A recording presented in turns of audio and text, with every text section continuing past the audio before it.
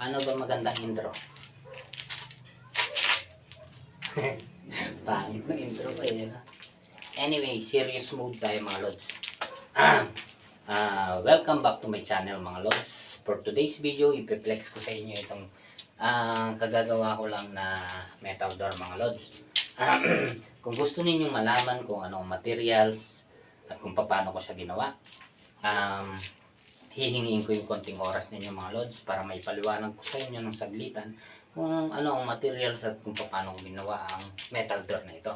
Una, gumamit tayo dyan ng 2x2 square tube, 1x2 square tube, tsaka 1x1 square tube.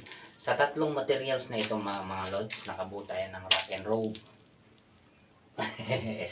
Hindi, nakabuo tayo ng pangmalakasang metal door. Yan. Pwede rin Spider-Man eh. Anyway, sa tatlong materials na itong mga lods, ito yung nabuo natin, isang pangmalakasang metal door. Mga lods, ang height and width naman nito mga lods, yung pinakahamba niya is 178 cm by 90 cm. While yung pinakapintuan niya mga lods is 168 cm by 80 cm. Yan yung ano niya. Gumamit tayo dyan ng 4 na hamba para medyo malakas siya pag binubuksan natin mga lods. Wala pa nga pala siyang susian kasi hindi ko pa siya natatapos. If you have any concern, questions, and clarifications, just comment down below in the comment section mga lods.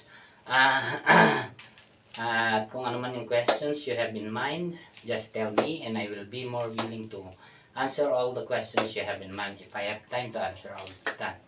At kung gusto nyo naman bisitahin ako mga lods, just visit me on my place. At yun, I will be more willing to assist you. So hanggang dyan na lang ang video ko mga lods. Maraming salamat sa pakikinig.